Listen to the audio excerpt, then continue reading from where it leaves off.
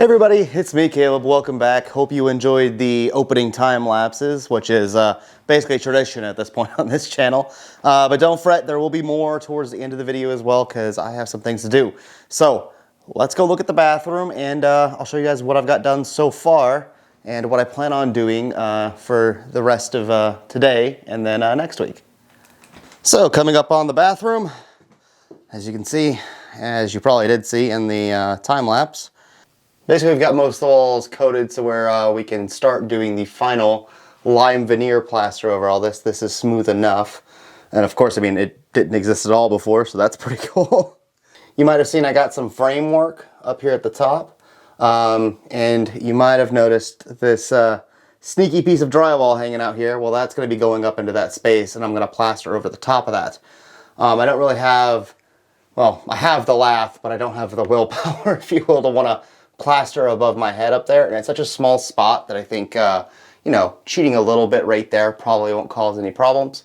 And again, I'm going to veneer coat over top of it, and it's good practice because this is how on the second floor back in like the library and like Kim's room and stuff like that, I'm going to use this method, which is essentially just using drywall and then veneer coating the top of it.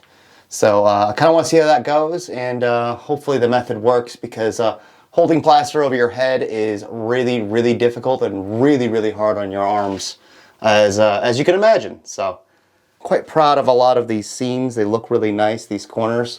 This one here on the stair itself, that one's a little bit rough, but I haven't actually hit this side of the wall quite yet. That's next to the docket, and actually what I'm trying to do tonight, along with getting this drywall up. And you can see here above the door, we've got everything figured out. There was a big chunk missing right here. That's all gone. And this wall here, which has the window in it, high window. This wall here, actually, I need to hit one more time as well before it's ready for its final veneer coat. But we're getting close. Very, very close to a completed bathroom as far as the walls are concerned above what will be the beadboard. And I know Kim has been working on some of the beadboard and the top caps, getting them stripped and ready to go. I talked to Eric Laval, who is the guy who makes my trim for me, or, you know, all the stuff that's going to be going on the exterior. And I gave him a piece of this top cap because I don't have enough of it because it's going to be in here, the bathroom on the second floor, and in the kitchen. It's all the same piece, which is why I'm trying to have it remade because I don't have enough for the kitchen. So that'll be pretty nice, have some of that remade, and I'm going to steal the stuff that was in the kitchen now to complete the bathroom, this bathroom at least. Then here on the floor, which is still a bit of a wreck, I am hoping if I can get this drywall and some of this plaster up really quickly, that I can get the rest of the board down here done. As you can see, there's a board that runs there. And it's the exact same spacing on that board as it is up here. It says that this is the top attachment point for the bead board. That's the bottom, and I have to wrap this all the way around the bottom of the walls here. And then I'm going to put a piece of tape, like duct tape, around the corner there. And then I'm going to fill this with self-leveling concrete so we can get a final level in here. So this room is essentially perfect, or at least more level than any of the other rooms in the house. Because that's kind of important to lay the tile on top of something that's at least perfectly flat. You know, you don't want any flex in it really. And I've got the plywood down here, and I've got it screwed in many places really tight. It doesn't flex or bounce, but still having a little bit of concrete over this will help immensely. And of course it will level it out, and so, you know, it'll be one part of the house that is at least somewhat level. So that'll be exciting. I'm hoping to do that tonight. I wouldn't necessarily count on it because I have to put glue on all of this as well. And, you know, make sure things like this flange here has tape all the way around it. That way if I do have to pull this up or down, I can still. I don't imagine that's going to stay the exact same height that it is right now, but it is what it is. That's easy enough to fix, the toilet flange, so not terribly worried about it. So yes, that's essentially what's going on in here. This is something I completely forgot to show you guys the last, I think it was 2 weeks ago when I was showing you guys all the bits and bobs I have for the bathroom itself. These are medicine cabinets. Actually, I think that one is an old clock face that I'm going to be using as a medicine cabinet. It looks like one. These two are actual medicine cabinets, and this is the one right here I will be using in the powder room down here. If I can open up the door. It's pretty nice, looks pretty good. I think the straight razor or the cutthroat razor will look quite nice and quite at home in here.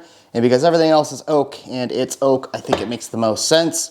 It is a little bit messed up here up top, but to be honest with you, I'm not really concerned about that. I still have no idea what MLCO is. At least I believe that says MLCO. At least, you know, again, best guess. However, this is the one that's going to be going in there. But I did want to highlight, and these two I purchased. So this one was given to us. And this is from Trinity Church in Soulard, which I believe is still there.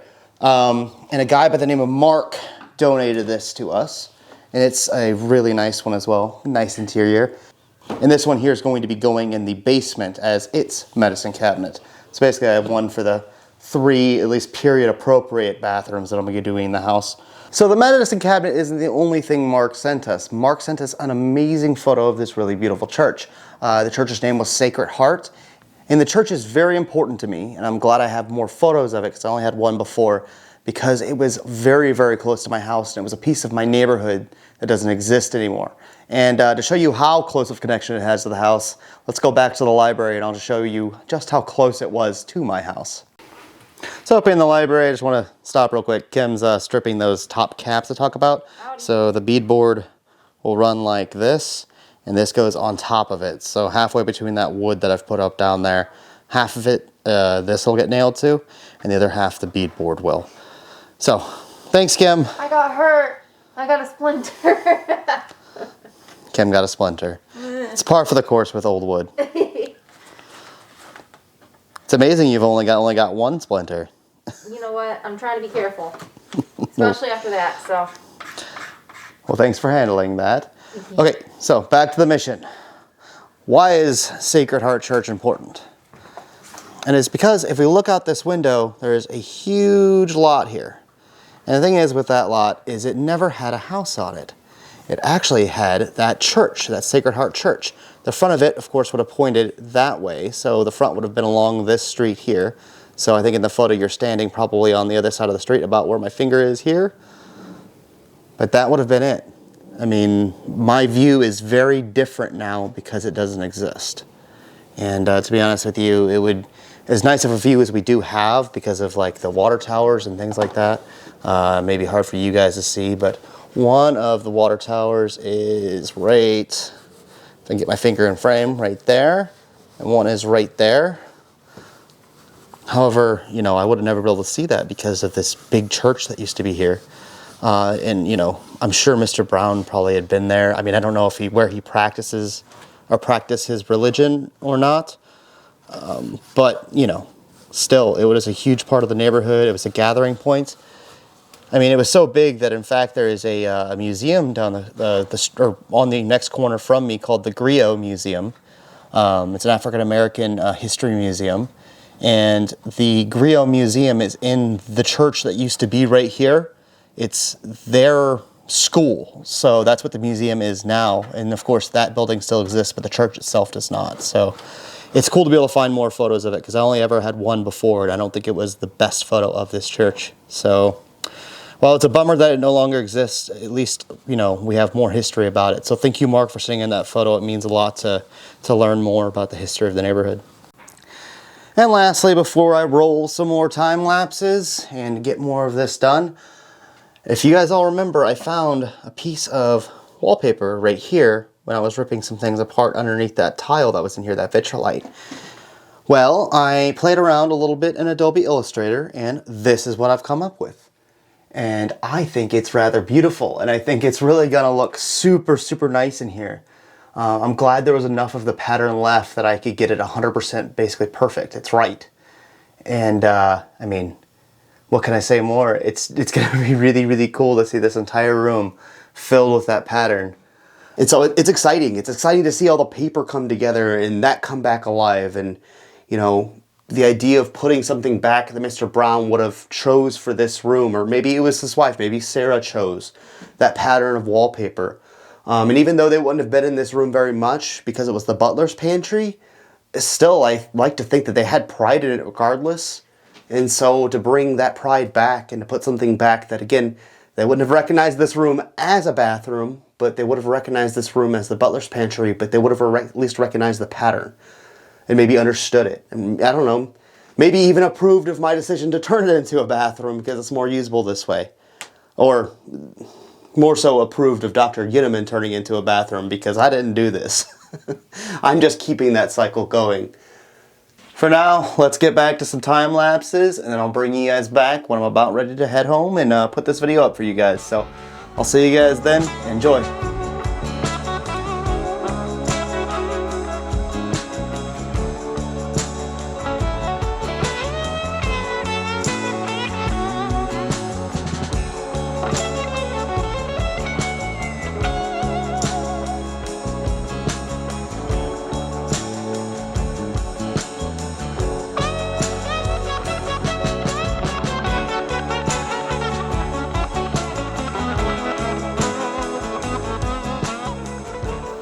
Alright, so I'm back from what I can only assume was a fairly underwhelming time lapse. But let's go have a look at the bathroom and discuss what's going on. So here we are, walls looking pretty good. But of course the main bit after that was getting this piece of drywall in. So if we come around here, you can see it in all of its glory. Of course it's not terribly glorious, but it does solve the problem of the pipe and probably will be one of the only dropped ceilings anywhat in the house. You know, you do what you have to get plumbing into these spaces, and it's way better than the giant cast iron pipe that was here, even though maybe that's more authentic. Ideally, it not being in this room makes this room a whole lot more usable, so it had to go. Few things I know you guys keep asking about this window and this window, which if we come out to the outside here is an opening like that. You can see the other window in there, and this one I've taken off. I want to clear up what these actually look like when they are stripped so you guys can see. So here you are, here's one stripped. I know everybody keeps asking me to replace this with stained glass, which I'm not going to be doing because there's already art glass in these windows. You can see the glass here, I mean, albeit very dirty. It's quite dirty, but it's still art glass and it's actually really pretty. So when you're staying on the outside of it, that's what you're going to see. You know, obviously with the light, without the light. So you guys can kind of get an idea of what these windows are going to end up looking like. And I think I've answered this before, but this little hole right here was the access panel to get to the bathtub beforehand. So all the plumbing and all the associated things, the waste, all that connected right here. And there's a little piece of wood in that stairwell. I think somebody asked to turn it into like a secret entrance to the stairwell or something, but that's going to be a little weird. And I'm not going to do it because it's, you know, a little much. But so that's the kitchen. If we walk around down to the basement, that's the bathroom there. This is that access panel. You can see the frame around it. Maybe it's a bit dark. Again, you know, do what I can. And for that window, you can see it here. Now, obviously somebody tried to whitewash it, but that's the other side of that window. I assume these were all in the butler's pantry. And basically, I guess the idea was to let light from there over to here so it'd light up this stairway. How good of a job it could have possibly done, I'm not sure. I wouldn't imagine there'd be a whole lot of light given off by this tiny little window, especially when it had to come through another set of windows. But hey, what do I know? Maybe it did a great job. And down here on the floor, we can see it looks a little funny. I did get the glue on it. This is a cement glue. So essentially when I put that self-leveling cement on here, it will stick and stay. So cement, just like plaster, doesn't like to stick to wood, so that's why we use glue. These are just shadows actually from the kitchen, so don't mind that so much. And then I have most of the border down here at the bottom.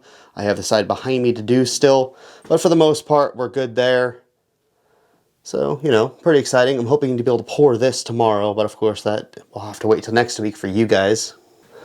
So by next week, the idea is to get this place 100% plastered all the way up. I'd like to at least close off this gap here with the beadboard because I no longer need access to that any longer. Maybe throw my newspaper in there, hide that guy away.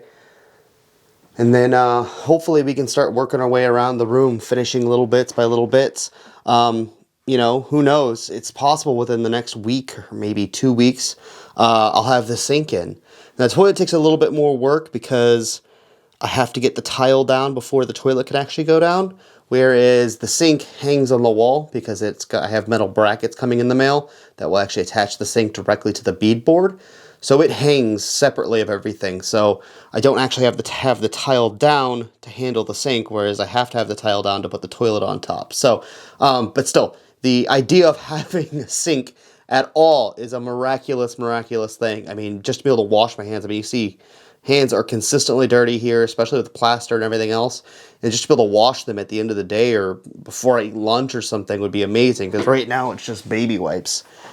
And yeah, not too keen on the baby wipes. So that's it, guys. We're getting close. I can feel this room coming together. It's certainly closer than any other room in the house, which is crazy because I think when we started this, it was probably the single grossest room in the entire house.